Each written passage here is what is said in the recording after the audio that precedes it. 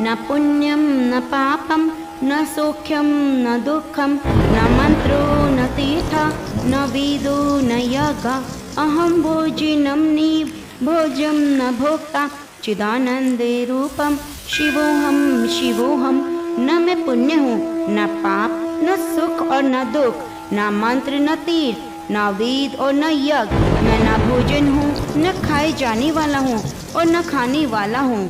मैं चैतन्य रूप हूँ, आनंद हूँ, शिव हूँ, शिव हूँ। हर हर महादेव। प्रिय भक्तजनों, सावन की इस महकती सुबह में आपका स्वागत है। प्रिय भक्तजनों, सावन मास माहात्म्य की कथा में आज मैं आपको सुनाने जा रही हूँ शिव महापुराण में वर्णित महर्षि उपमन्यु की कथा।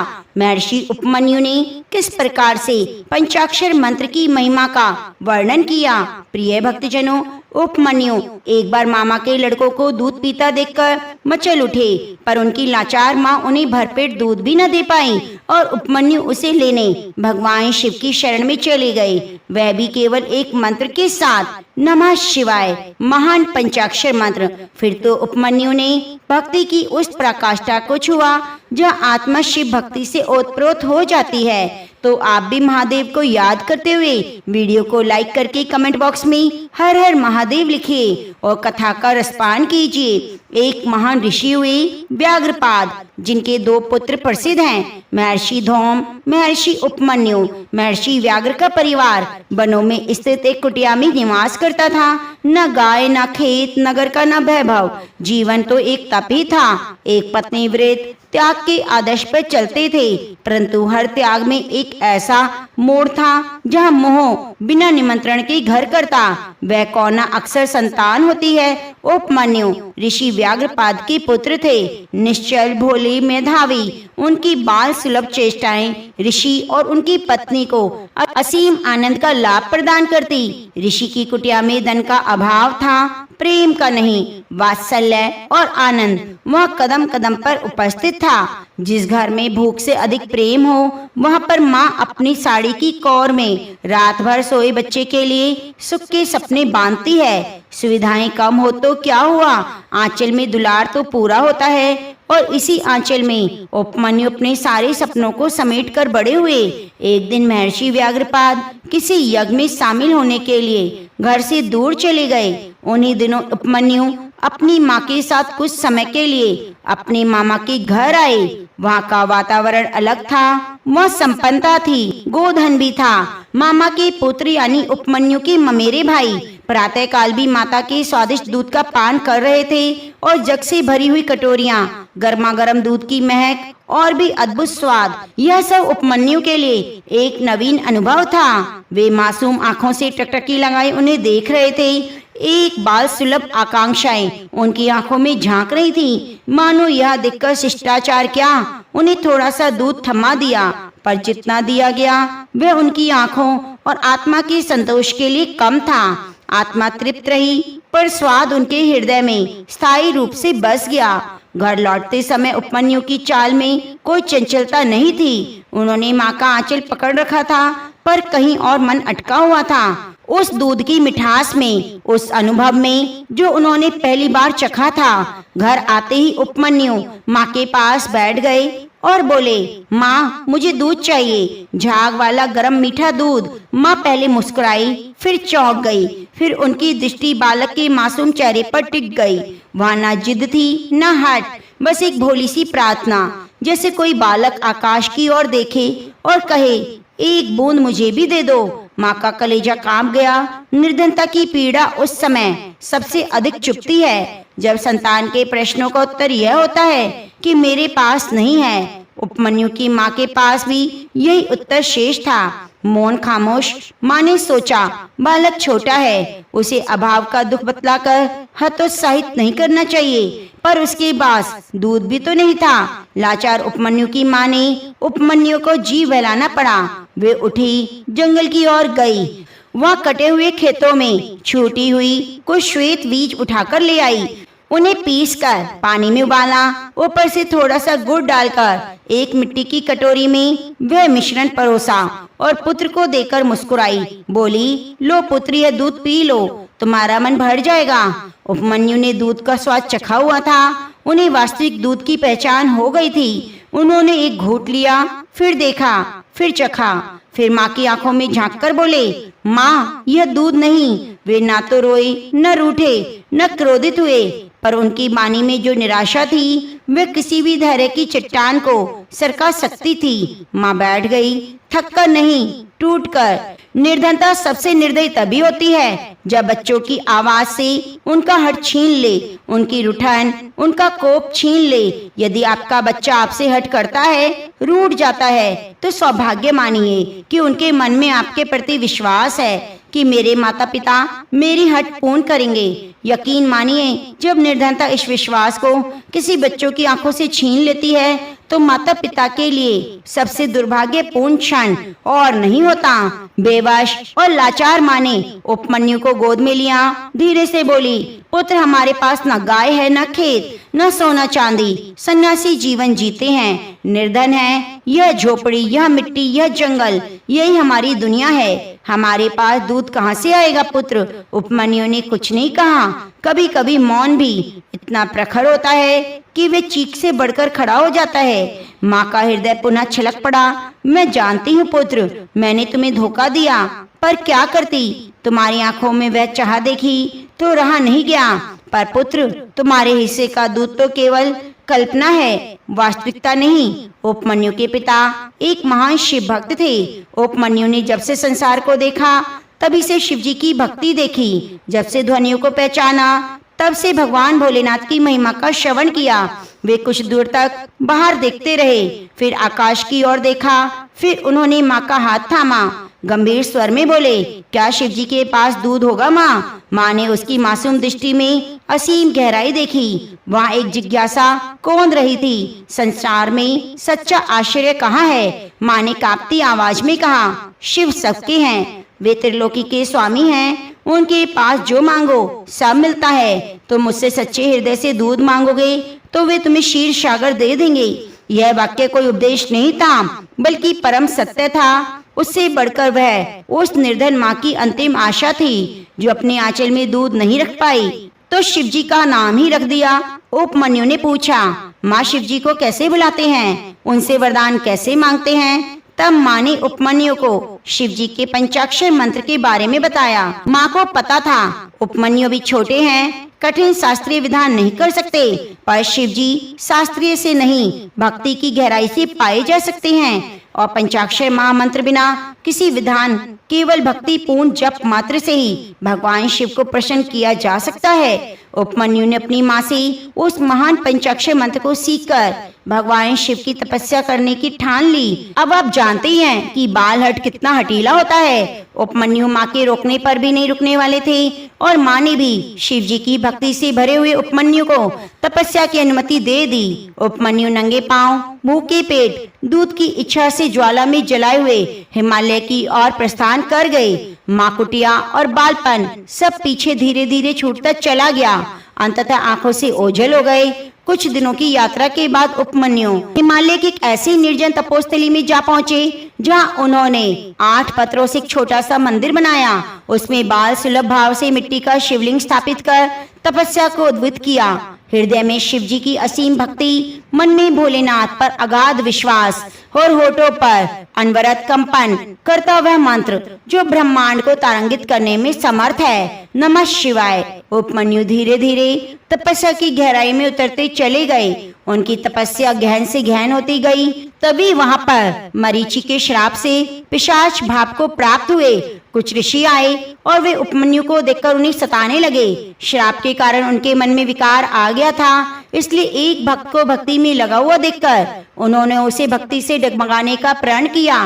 परंतु उपमन्यु ठान चुके थे कि भगवान शिव को पाकर ही रहेंगे। जैसे जैसे वह पिशाच भाव को प्राप्त हुए ऋषि उन्हें सताते, वैसे वैसे उपमन्यु का स्वर और तेज हो जाता।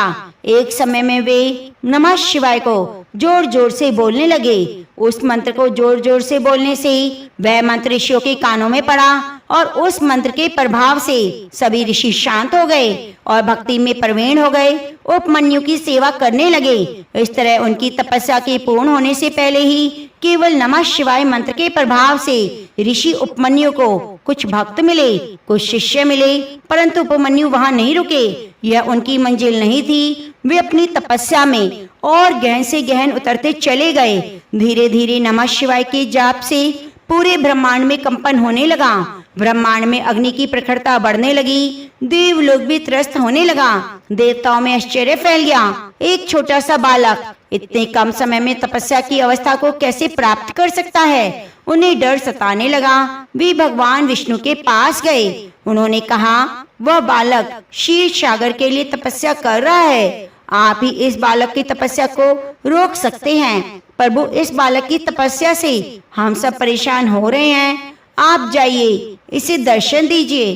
तब भगवान विष्णु ने कहा, देवताओं, यह बालक मेरे लिए तपस्या नहीं कर रहा, बल्कि देवादिदेव महादेव के लिए तपस्या कर रहा है। मैं आप सबके अनुरोध को लेकर भगवान शिव के पास जाता हूँ। और भगवान विष्णु उन देवताओं की बातों को लेकर मंदराचल पर्वत पर बैठे हुए भगवान शिव के पास गए। भगवान शिव अपने भक्तों की हर बात को जानते हैं। जब भगवान विष्णु उन्हें अनुरोध किया कि आप उस बालक के पास जाइए, उसकी अद्भुत तपस्या है, आप उसे दर्शन दीजिए, तब भगवान शिव मुस्कुराते हुए भगवान विष्णु से बोले कि मैं जानता हूँ यह बालक अद्भुत तपस्या कर रहा है। अब मैं उसके पास जाऊंगा, परंतु पहले कि मैं उसकी परीक्षा लूंगा। और यही विचार कर भगवान शिव ने देवराज इंद्र का भेष धारण किया।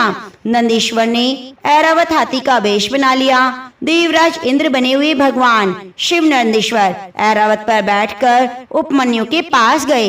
वहां जाकर उन्होंने सौम्य वाणी में कहा, उपमन्यु, आंखें खोलो, देखो तुम्हारे सामने कौन है। उपमन्यु ने आंखें खोलकर सामने देखा तो देवराज इंद्र थे। उपमन्यु ने उन्हें प्रणाम किया और कहा, आप कौन हैं? भगवान शिव ने अपना परिचय देते हुए कहा, देवताओं का राजा इंद्र, तुम मुझसे वर मांगो, तुम्हें जो चाहिए मैं तुम्हें दूंगा। उपमन्यु ने कहा, हे देवताओं के राजा, आप यहाँ पर आए, इसके लिए मैं आपका धन्यवाद देता हूँ। मैं आपको प्रणाम करता हूँ, परंतु मैं केवल और केवल भगवान शिव से वरदान मांगूंगा। मुझे क्षीर सागर चाहिए, मुझे केवल भगवान शिव से ही चाहिए। तब देवराज इंद्र बने भगवान शिव ने उपमन्यु की परीक्षा के लेने के उद्देश्य से कहा, तुम भगवान शिव से ही क्यों मांगोगे? उनके पास है ही क्या? मैं तुम्हें क्षीर सागर तो क्या, एक लोटा दूध भी नहीं दे सकते। मैं देवताओं का राजा हूँ, पूरा स्वर्गलोक मेरे पास है, पूरे ब्रह्मांड पर मेरी राज सत्ता चलती है। तुम मुझसे कुछ भी मांग लो, मैं तुम्हें क्षीर सागर भी प्रदान कर सकता हूँ और उससे बढ़कर अमृत प्रदान कर सकता हूँ। तुम एक बार मांग कर तो देखो। तब उपमन्यु ने कहा, हे देवराज, आप चुप हो जाइए, यहाँ से जाइए, मुझे केवल भगवान शिव की भक्ति करनी है। तब देवराज इंद्र एक कदम आगे बढ़े। फिर उन्होंने शिव जी की बुराई करनी आरंभ कर दी। वे तो दिगंबर हैं, शमशान में रहने वाले हैं, भूत प्रेतों से घिरे रहते हैं। भला तुम्हारी भक्ति की महत्ता का क्या बोध है उन्हें? इस तरह अत्यंत ही कठिन बात कहते हुए जो देवराज के रूप में थे, उन्होंने अपनी बुराई शुरू कर दी। तब उपमन्यु ने क्रोध में भरकर अपने कानों पर हाथ रखा और कहा, भगवान शिव की बुराई सुनकर भी अपने प्राणों को धारण किए रखना यह सबसे बड़ा पाप है। यदि कोई शिव की बुराई को सुने और बुराई करने वाले का प्राण दंड दे, स्वयं भी अपने प्राण का परित्याग कर दे, तो उसे शिवलोक मिलता है। हे शिवद्रोही देवराज, तुमने मेरे सामने भगवान शिव की बुराई की, अतः मैं अब अपनी तपस्या को रोकता हूँ। अब मुझे क्षीर सागर नहीं चाहिए, बल्कि मैं तुम्हें श्राप देकर भस्म करूंगा, फिर अपनी देह का तपस्या की अग्नि में जला दूंगा, तभी मेरा प्रायश्चित पूर्ण होगा। अवश्य ही मैंने पिछले जन्म में कोई पाप किया जिससे मुझे शिवद्रोह सुनना पड़ा। यह कहकर उन्होंने भस्म उठाई और भस्म को अघुस अस्त्र में परिवर्तित कर दिया। उपमन्यु ने उस अस्त्र को देवराज इंद्र की ओर फेंका, जो अमोघ था और भगवान शिव की शक्ति से संपन्न था। उसी के साथ ही उपमन्यु ने ध्यान लगाया और अपने आप को तपस्या की अग्नि में भस्म करने के लिए निश्चय किया। अब सामने देवराज इंद्र होते तो निश्चय ही वे अस्त्र उन्हें मार डालता, परंतु वह तो स्वयं देवादिदेव महादेव थे। उनके कहने पर नंदीश्वर एक गण शिव बल्लभ ने उस अस्त्र को शांत किया। फिर देवादिदेव महादेव अपनी सौम्य दृष्टि से देखते हुए उपमन्यु की उस तपस्या जनित आंतरिक अग्नि को शांत किया और उपमन्यु के शरीर को शीतलता प्रदान की। फिर जब उपमन्यु ने आंखें खोला तो सामने महादेव का संपूर्ण वैभव के साथ उपस्थित थे। वे नंदीश्वर पर बैठे हुए थे। बगल में माँ पार्वती थी। हाथ में त्रिशूल और डमरू सुशोभित था। गले में सुंदर बासुकी नाग, मस्तक पर अर्धचंद्र मुकुट। उपमन्यु ने सामने साक्षात भगवान शिव को देखकर अत्यंत हर्ष से भरे हुए ने प्रणाम किया। वे धरती पर लौट गए। बोले, भगवान, मेरी तपस्या पूरी हुई। मेरी सारी इच्छाएं आपके दर्शन मात्र से पूरी हो गई।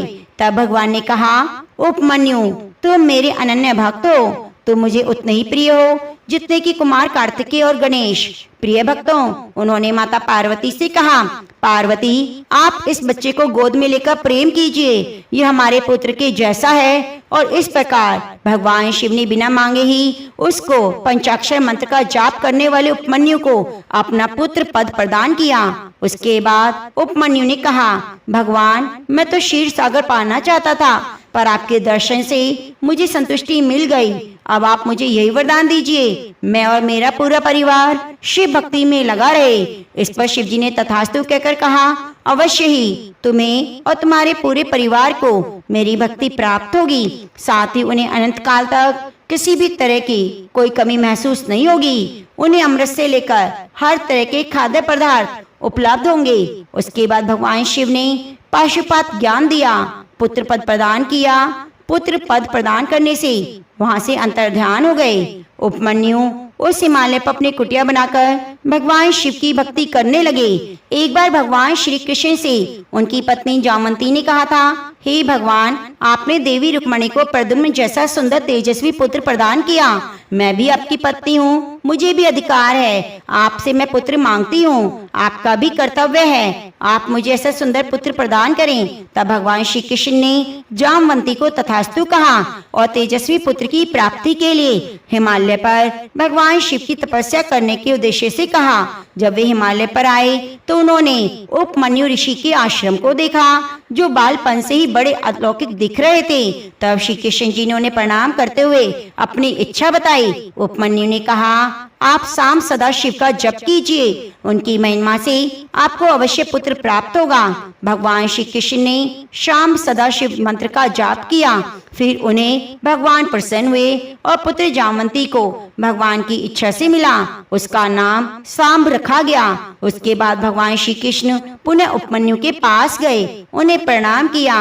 उपमन्यु ने कहा, हे भगवान, आप स्वयं प्रणाम के योग्य होकर भी मुझे आदर इतना क्यों दे रहे हैं? यह मेरे लिए गर्व की बात है। तब श्री कृष्ण ने कहा, बालक मुनि, मैं आपको गुरु के रूप में स्वीकार करता हूँ। आप मुझे पाशुपात ज्ञान बताइए। ऐसा ही भगवान शिव जी ने मुझको कहा था। तब प्रसन्नचित होकर उपमन्यु ने भगवान श्री कृष्ण को पाशुपात ज्ञान दिया, जो कि भगवान शिव ने उन्हें प्रदान किया था। इस प्रकार उपमन्यु भगवान श्री कृष्ण के गुरु बने और भगवान शिव की कृपा से परम पद को प्राप्त हुए।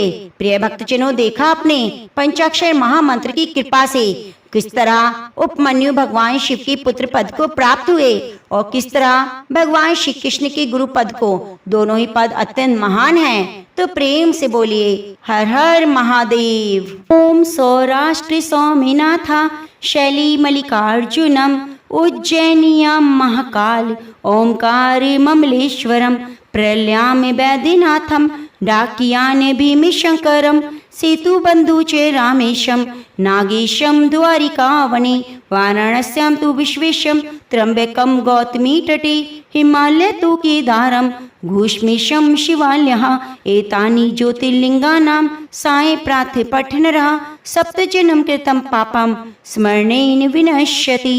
ओम नमः शिवाय। हर हर महादेव।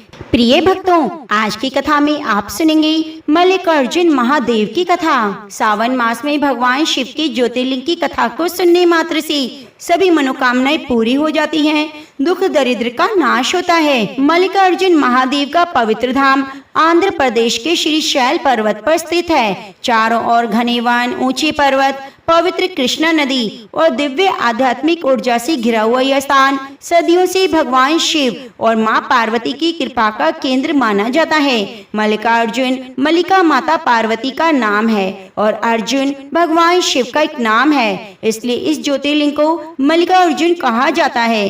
कहा जाता है यह ऐसा धाम है जहाँ माता और पिता दोनों से एक साथ अनुभव किया जा सकता है। तो आइए इस दिव्य कथा का श्रवण करते हैं। बहुत समय पहले कैलाश पर्वत पर भगवान शिव, मां पार्वती, उनके दोनों पुत्र गणेश और कार्तिकेय जी आनंद से रहते थे। कैलाश का वातावरण शांत और आनंदमय था।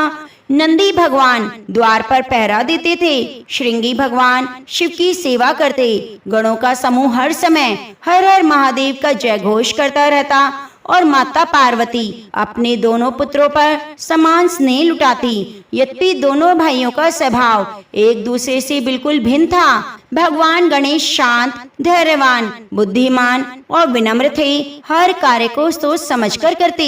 वहीं दूसरी ओर भगवान कार्तिकेय तेजस्वी, पराक्रमी, युद्ध कला में अद्वितीय थे। देवताओं की सेना के सेनापति होने के कारण उनमें अद्भुत आत्मविश्वास था। दोनों भाई एक दूसरे से बहुत प्रेम करते, लेकिन कभी कभी बाल सुलभ लीला भी कर देते। एक समय की बात है, कैलाश पर्वत पर अनेकों देवता भगवान शिव के दर्शन को आए। उनके साथ ऋषि मुनि भी थे। उसी समय चर्चा चली, अब दोनों कुमारों के विवाह का समय आ गया है। यह सुनकर माता पार्वती बहुत प्रसन्न हुई। उन्होंने भगवान शिव की ओर देखा। महादेव भी मुस्कुराने लगे। तभी दोनों पुत्र एक साथ माता पिता के पास आए।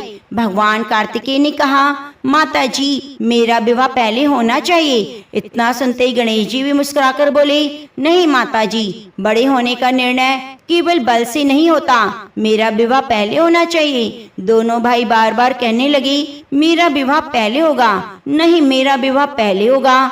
दोनों भाइयों की बातें, जहाँ पर इतने सभी देवता थे, मुस्कुराने लगे। अब प्रश्न यह आया, पहले विवाह किसका होगा? माता पार्वती जी ने भगवान शिव से कहा, स्वामी, यदि हम किसी एक का पक्ष लेंगे तो दूसरा दुखी हो जाएगा। भगवान शिव ने कुछ देर तक मौन रहकर ध्यान लगाया, फिर अपने दोनों पुत्रों को अपने पास बुलाया और कहा, हे पुत्रों, तुम दोनों हमारे लिए समान हो, इसलिए हम किसी एक को पहले और दूसरे को बाद में नहीं चुन सकते। दोनों भाइयों को बड़े ध्यान से उनकी बातें सुन रहे थे। भगवान शिव ने कहा, हम एक परीक्षा रखते हैं, जो पहले आएगा संपूर्ण पृथ्वी की परिक्रमा करके कैलाश पर लौट आएगा, उसी का विवाह पहले होगा। इतना सुनना था, भगवान कार्तिकेय तो प्रसन्नता से नाचने लगे। वे जानते थे उनका वाहन मोर बहुत तीव्र गति से उड़ सकता है। उन्हें विश्वास था कि जीत उनकी होगी। दूसरी ओर श्री गणेश जी अपने छोटे से वाहन मूषक की ओर देखने लगे। उन्होंने मन ही मन सोचा, मूषक की गति मयूर के समान फल कैसे दे सकती है, लेकिन उनके चेहरे पर चिंता का कोई भाव नहीं था।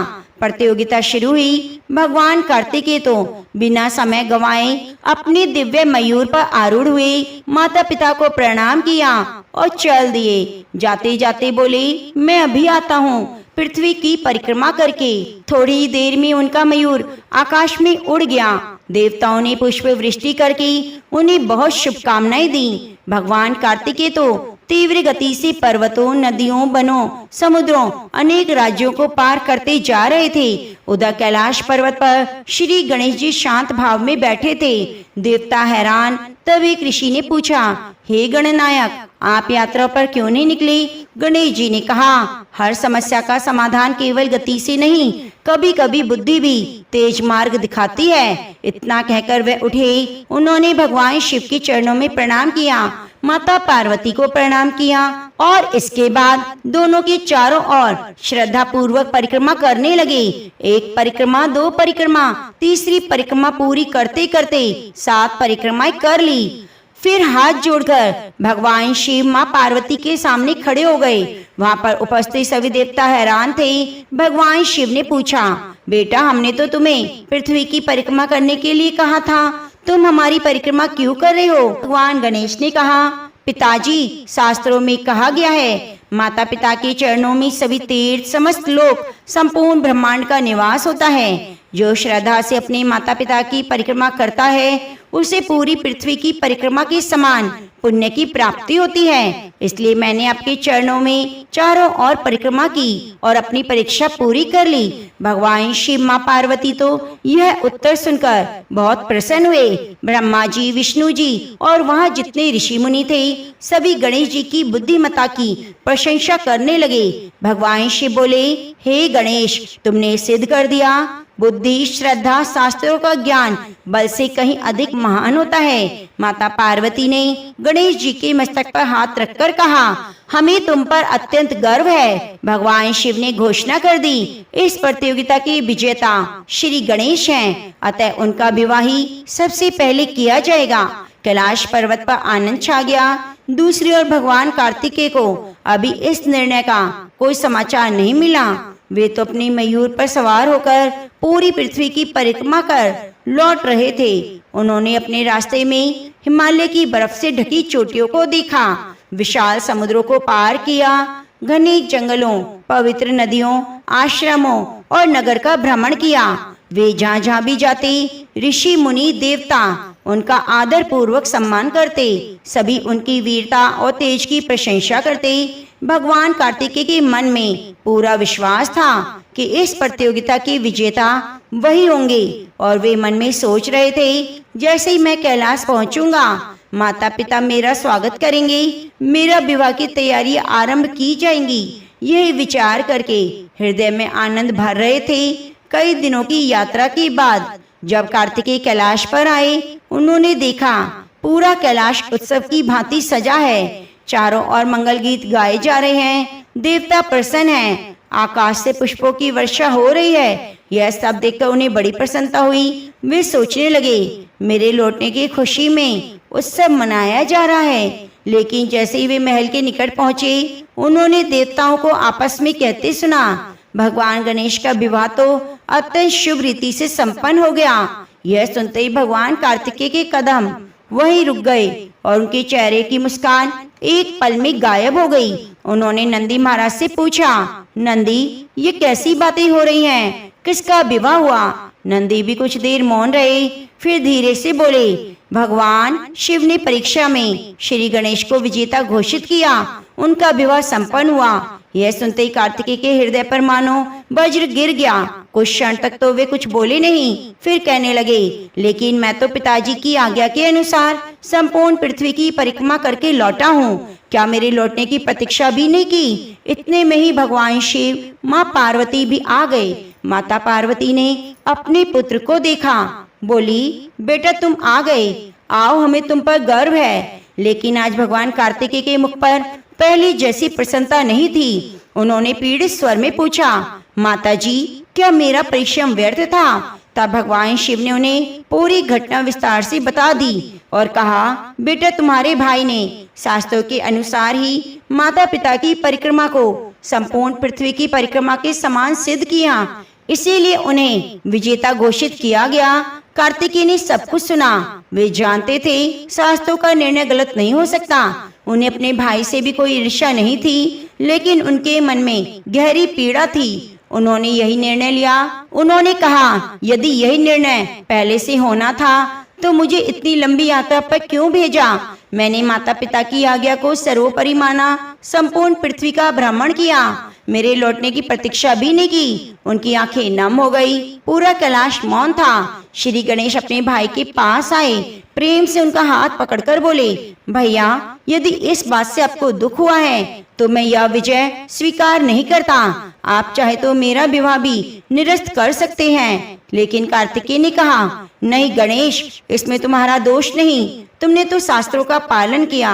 दुख तो केवल इतना है, मेरे मन की भावनाओं को किसी ने नहीं समझा। यह कहकर भगवान कार्तिकेय कुछ देर वहीं खड़े रहे, फिर अपने मयूर पर बैठे और जाने लगे। माँ पार्वती ने पूछा, बेटा कहाँ जा रहे हो? स्वामी कार्तिकेय बोले, माता जी, अभी मेरा मन यहाँ नहीं लग रहा, मैं कुछ समय के लिए एकांत में रहना चाहता हूँ। भगवान शिव, माता पार्वती ने सभी देवताओं ने समझाने का प्रयास किया, लेकिन वे कहने लगे, जब तक मेरा मन शांत नहीं हो जाता कैलाश वापस नहीं आऊंगा। और इतना कहकर भगवान कार्तिकेय दक्षिण दिशा की ओर चले गए। वे पर्वतों, नदियों, झरनों को पार करते हुए एक अत्यंत सुंदर पर्वत पर पहुंचे। चारों ओर जंगल थे, पक्षियों का मधुर कलरव सुनाई देता। पास में ही कृष्णा नदी प्रवाहित हो रही थी। वह स्थान अत्यंत शांत और तपस्या के लिए उपयुक्त लगा। इसी पर्वत को आगे चलकर क्रौंच पर्वत और श्री शैल पर्वत के नाम से जाना गया। भगवान कार्तिकेय ने वहीं पर रहने का निश्चय किया।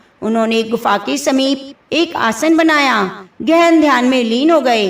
कैलाश पर्वत पर माता पार्वती का हृदय अपने पुत्र के वियोग में व्याकुल हो रहा था। बार बार भगवान शिव से कह रही थी, स्वामी हमारा पुत्र अकेला है, उसने कभी हमसे अलग रहना नहीं सीखा। भगवान शिव भी बाहर से तो शांत थे, लेकिन हृदय में पुत्र वियोग की वेदना थी। उन्होंने अपनी दिव्य दृष्टि से देखा, कार्तिकेय क्रौंच पर्वत पर कठोर तप कर रहे हैं, अभी किसी से मिलना नहीं चाहते। लेकिन माता पार्वती ने कहा, स्वामी कुछ भी हो जाए, हमें अपने पुत्र को वापस लाना है। भगवान शिव ने हाँ कही। देवी समय आ गया, अब हम स्वयं अपने पुत्र के पास चलेंगे। भगवान शिव माता पार्वती जाने के लिए तैयार हो गई। कैलाश के सभी गण उनके साथ जाना चाहते थे, लेकिन भगवान शिव ने कहा, हम किसी युद्ध पर नहीं जा रहे, एक माता पिता अपने पुत्र से मिलने जा रहे हैं। यह एक स्नेह की यात्रा है, हम दोनों पर्याप्त हैं। दोनों ने कैलाश से प्रस्थान किया। देवताओं ने हाथ जोड़कर उन्हें प्रणाम किया, प्रार्थना की भगवान कार्तिकेय शीघ्र ही प्रसन्न होकर वापस लौट आए। भगवान शिव मां पार्वती हिमालय की घाटियों से होते हुए दक्षिण की ओर बढ़ने लगे। उन्होंने अनेक पर्वत, नदी, वनों को पार किया। वे जहाँ जहाँ भी जाते वहाँ के ऋषि मुनि उनके दर्शन कर धन्य हो जाते। लोग उनके चरणों में प्रणाम करते, आशीर्वाद प्राप्त करते। लेकिन भगवान शिव मां पार्वती का मन किसी बात में नहीं था। उनकी दृष्टि केवल अपने पुत्र तक पहुंचने में थी। माता पार्वती भी पूरे मार्ग में भगवान कार्तिकेय के बचपन की बातें याद कर रही थी। कहती थी, स्वामी याद है जब कार्तिकेय छोटे थे, हर समय आपके त्रिशूल को पकड़ने की जिद करते। दोनों की आंखों में अपने पुत्र की स्मृतियां तैर रही थी। कई दिन की यात्रा के बाद जब वे क्रौंच पर्वत के निकट पहुंचे, वह स्थान अत्यंत ही मनोहर था। घने वन, ऊंचे ऊंचे वृक्ष, सुगंधित पुष्प, पास ही बहती पवित्र कृष्णा नदी, पूरे पर्वत पर दिव्य शांति छाई हुई थी। भगवान शिव ने दिव्य दृष्टि से देखा, कार्तिकेय पर्वत की एक गुफा के निकट ध्यान में लीन है। उनका शरीर स्थिर है, आंखें बंद हैं, मन पूरी तरह से शिव ध्यान में डूबा है। माता पार्वती धीरे धीरे अपने पुत्र के पास गई, बड़े प्रेम से पुकारा, पुत्र कार्तिकेय। कार्तिकेय ने आँख खोली, माता पिता को देखकर उनके चरणों में प्रणाम किया। माता पार्वती ने उन्हें गले से लगाया, आंखों से आंसू बहने लगे। कहा, तुम्हारे बिना कैलाश सोना है, चलो हमारे साथ।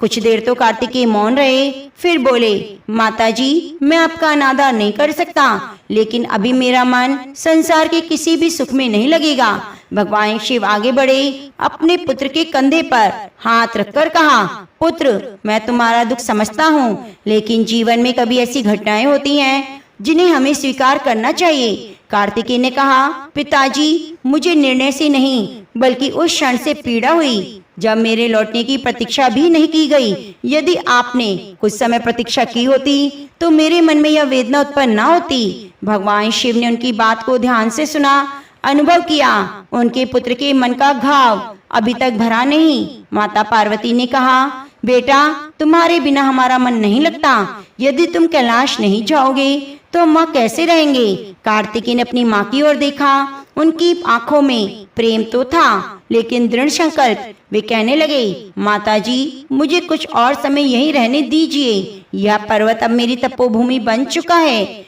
भगवान शिव ने जान लिया पुत्र को बलपूर्वक ले जाना उचित नहीं। उन्होंने माता पार्वती की ओर देखकर कहा, देवी यदि पुत्र कैलाश नहीं लौटना चाहता तो क्यों न हम कैलाश को ही उनके पास ले आए। माता पार्वती भी आश्चर्य से भगवान शिव को देखने लगी। महादेव ने कहा, जिस स्थान पर हमारा पुत्र होगा वह स्थान भी हमारे लिए कैलाश के समान पवित्र है। हम अपने पुत्र से दूर रहकर सुखी नहीं रह सकते। इतना कहकर भगवान शिव ने क्रौंच पर्वत की ओर देखा। दिव्य दृष्टि से पूरा पर्वत प्रकाशित हो गया। देवताओं ने पुष्पों की वर्षा की। ऋषि मुनि एकत्रित हुए। वातावरण में अद्भुत दिव्यता फैल गई। भगवान कार्तिकेय समझ गए उनके माता पिता उनके प्रेम के कारण अपना निवास बदलने को तैयार हैं। उनकी आंखें भर आई। बोली, पिताजी माताजी, मैं आपका यह ऋण कैसे चुकाऊंगा? लेकिन भगवान शिव ने मुस्कुराते कहा, संतान को प्रेम पाने के लिए योग्य होने की आवश्यकता नहीं। पुत्र माता पिता का स्नेह तो बिना किसी शर्त के होता है। तभी भगवान विष्णु ब्रह्मा जी वह प्रकट हुए। उन्होंने भगवान शिव को प्रणाम किया। महादेव, आपका यह निर्णय समस्त संसार के लिए आदर्श बनेगा। प्रत्येक माता पिता यह सीखेंगे, संतान के मन को समझना भी उतना ही आवश्यक है जितना शिक्षा देना। भगवान शिव ने कहा, जो केवल अधिकार जानता है वह पिता हो नहीं सकता। सच्चा पिता वह है जो संतान के मन की वेदना को समझे। भगवान शिव ने अपने त्रिशूल को भूमि से स्पर्श कराया। जैसे त्रिशूल का अग्रभाग पृथ्वी से स्पर्श हुआ, वह दिव्य ज्योति प्रकट हुई। धीरे धीरे आकाश की ओर ऊपर उठने लगी। इतनी चमक, इतनी तेज कि कुछ देर के लिए तो पूरा पर्वत स्वर्णिम प्रकाश से भर गया। ऋषि मुनि आश्चर्य से उस दृश्य को देख रहे थे। कुछ ही क्षणों में वह दिव्य प्रकाश एक तेजस्वी शिवलिंग के रूप में स्थित हो गया। यह कोई साधारण शिवलिंग नहीं था, उसमें भगवान शिव का दिव्य तेज समाया हुआ था। भगवान शिव ने घोषणा की, आज से मैं ज्योतिर्लिंग में सदैव वास करूंगा। जो भी भक्त श्रद्धा और विश्वास के साथ यहाँ आएंगे, मनोकामनाएं पूरी होंगी, मेरा आशीर्वाद प्राप्त होगा। संतान माता पिता का सम्मान, उनके जीवन के सुख समृद्धि बनी रहेगी। यह सुनते ही सभी देवताओं ने हर हर महादेव का जय घोष किया। तभी माता पार्वती उस दिव्य शिवलिंग के पास आई। उन्होंने हाथ से मलिका यानी चमेली के पुष्प अर्पित किए। उनकी भक्ति और प्रेम से पूरा वातावरण सुगंधित हो गया।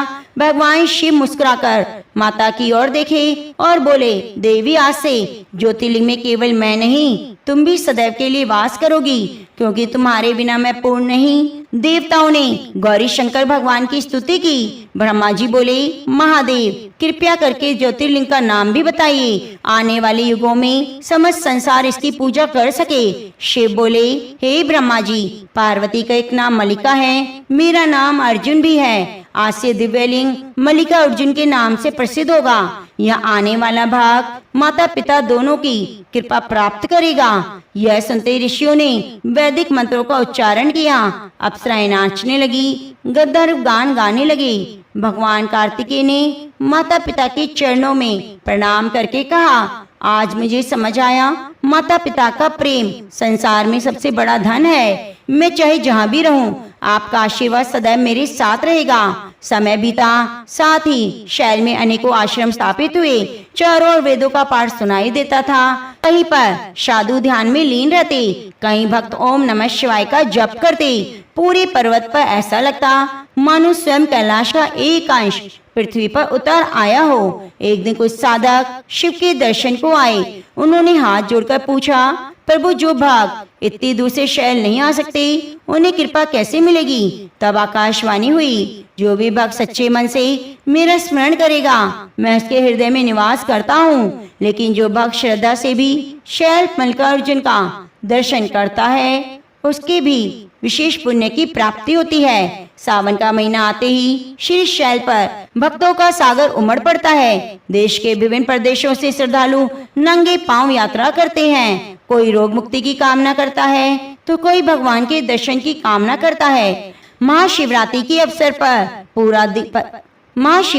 अवसर पर पूरा पर्वत दीपों से जगमगा उठता है। चारों तरफ हर हर महादेव की जयघोष गूंजने लगता है। मल्लिकार्जुन विशेष रूप से उन भक्तों पर कृपा करते हैं जो माता पिता दोनों का सम्मान करते हैं। तब हम भी भगवान मल्लिकार्जुन देवी पार्वती के चरणों में प्रार्थना कर कहें, हे भगवान महादेव, हे मल्लिकार्जुन, हे जगदम्बिका माँ, हमारे परिवार में सदैव प्रेम और एकाग्रता बनाए रखना। एकता रहे, रिश्तों में प्यार रहे, मन में क्रोध, अहंकार, ईर्ष्या ना रहे।